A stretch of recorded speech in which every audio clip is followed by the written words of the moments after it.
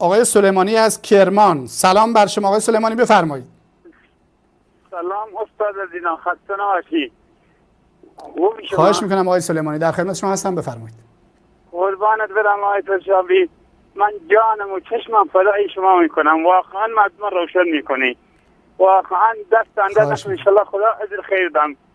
بعد او یکی هم محمدم پریروز که زنگ زد از سرندج، این چند بار این مزاحم میشه، این که میگفت پسر خوانده نمیدونم چیز نمیشه، این چند بار این از شیعه‌ای طرف سرندجه.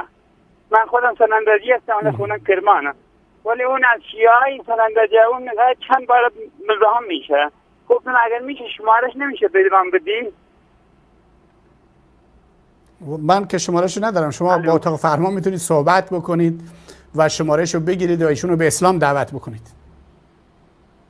قربان دست من جانم فدایت میکنم آیت الکامی، چشمانم فدایت ممنون متشکرم آقای، واقعا خداوند شما رو حفظ بکنه.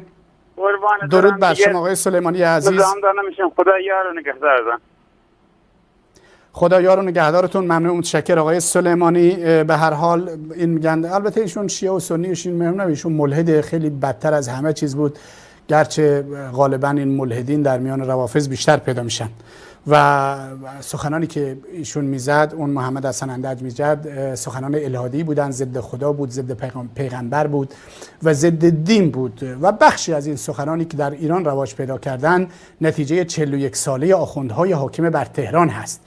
به اندازه ظلم کردن، به اندازه ستم کردن، به اندازه اختلاس کردن، به اندازه دزدی کردن، به اندازه دروغ گفتن، به اندازه اختلاف طبقاتی در جامعه ایجاد کردن که خب خیلی از مردم تبدیل به دین ستیز شدند. این آخوندها قابل مقایسه با کلیسا در قرون وسطی هستند. چگونه در قرون وسطی مسیحیت دچار انحراف شد و در خرافات درشون پا گرفت و در برابر علم و دانش و نور و روشنایی ایستادند و مقاومت کردند که دنیای اروپا مجبور شد دین رو کنار بزند و فردی مانند کارل مارکس که یک یهودی بود در ابتدا بگه دین افیون ملت هاست. این آخوندها دارند جامعه ما رو، ایران ما رو به این سمت و سو میبرند.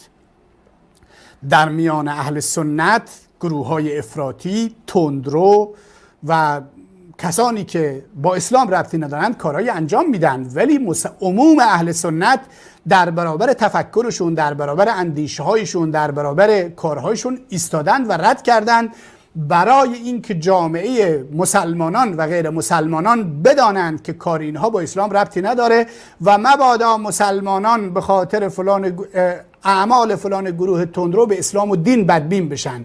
اما متاسفانه در این 41 سال گذشته ما کمتر پیدا کردیم مرجع تقلیدی که با قدرت در برابر خرافات و ظلم و ستم و قتل و کشتاری که در حاکمان تهران دارن انجام میدن بیستد.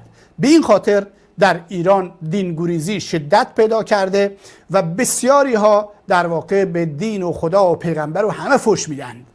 نتیجه اعمال آخوند هاست و این دینگریزی که امروز ما در کشور شاهدش هستیم. ما صدای ما و ندای ما برای مردم ایران و ملت ایران و فارسی زبانان عزیز در گوشه و کنار دنیا، کسانی که زبان ما را میفهمند، این هست که آخوند با دین ارتباطی ندارد، دروغ میگوید. با علی ابن ابی طالب هم ارتباطی ندارد. این سیرت علی ابن ابی طالب که این خرافات و این کارهایی که آخوندها انجام میدن در سیرت علی ابن ابی طالب وجود ندارد.